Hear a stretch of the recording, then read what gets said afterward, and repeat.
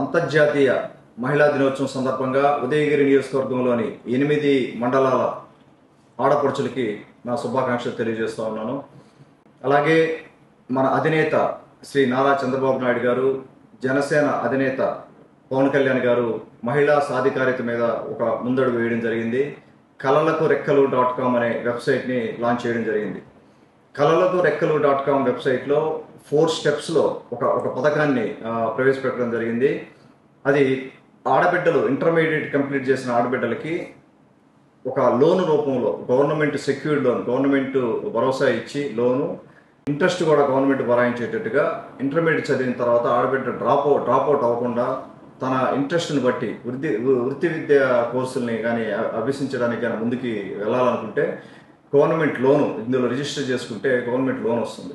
So ఆ loan తీసుకొని తనకి ఏ స్కిల్ అయితే తను సక్సెస్ అవ్వగలదని తను నమ్ముతా ఉందో ఆ స్కిల్లో తను స్కిల్ డెవలప్మెంట్ కోర్స్ అవ్వచ్చు, లేదంటే వృత్తిపరమైన విద్యా కోర్సులు అవ్వచ్చు, తన జాబ్ వచ్చేదానికి ఏదైతే అవకాశం ఉంటుందో ఆ అవకాశాన్ని యూజ్ చేసుకోవడానికి ఈ పథకం బాగా ఉపయోగపడుతుంది.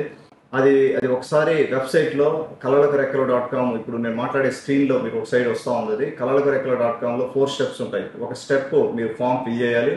రెండో స్టెప్ మీకు గ్యారంటీడ్ సర్టిఫికేట్ ఒకటి వస్తుంది. తర్వాత ఆ సర్టిఫికేట్ని డౌన్లోడ్ చేసుకొని సేవ్ చేసుకోండి.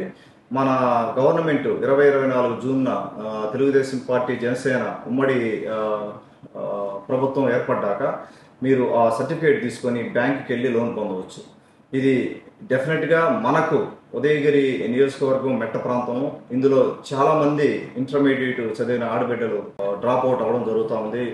నేను చాలామందిని చూశాను. అలాగా వాళ్ళకి మంచి అవకాశం ఇది. దయచేసి ఆడబిడ్డలందరికీ నా విజ్ఞప్తి, మీరు వెబ్సైట్కి వెళ్ళండి, ఒకసారి అందులో డీటెయిల్స్ చూడండి.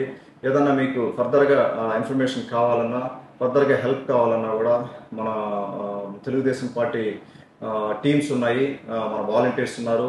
మీరు లేదంటే ఆఫీస్కి రీచ్ అవుట్ అవ్వచ్చు, మేము ఫర్దర్గా హెల్ప్ చేయడం జరుగుతాం.